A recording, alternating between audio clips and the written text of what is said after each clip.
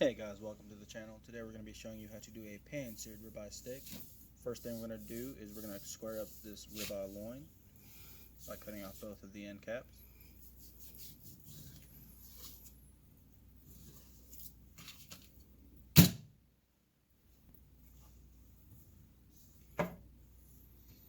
Alright, then we're going to go ahead and flip this bad boy over and get the other side cut. This is going to be the steak that we're using in our pan today, about 1.5 inches thick.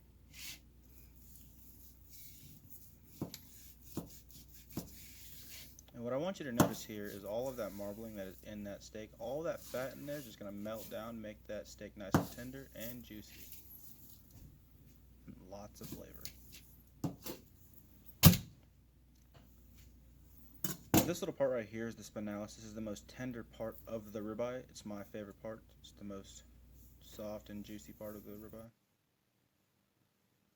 With the rest of this rib loin, we're going to go ahead and put it in our fridge here and dry age it for about 20 to 30 days.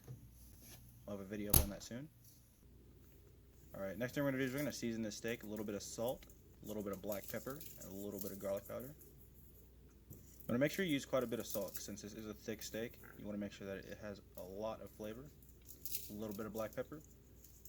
And me, myself, I like a lot of black pepper, so I'm going to go ahead and do a little bit more on there.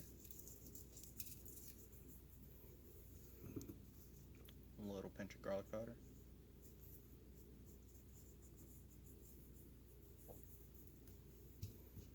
Make sure everything's patted down and everything's sticking on that side. Flip it over. And repeat.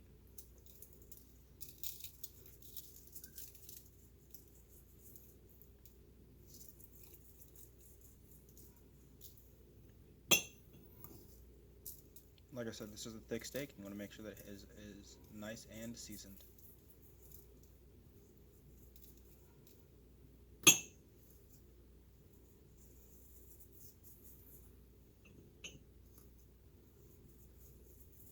Alright. Next thing we're going to do is just going to mop up this extra seasoning with the sides of the steak. Make sure that every bit of that steak has season on it and it's nice and flavorful. Let me give you a little close-up look here. See what we got going on with the seasoning. Let me get that focus. And look at that. It's going to be beautiful. It's going to give us a nice crust.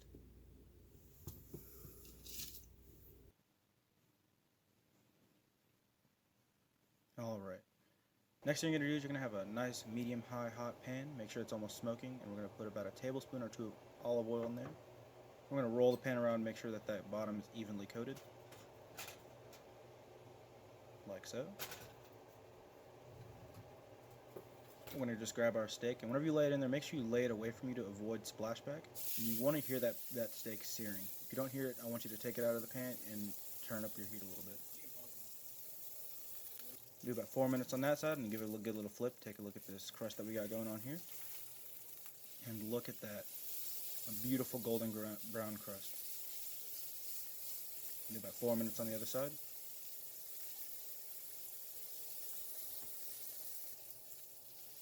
Alright.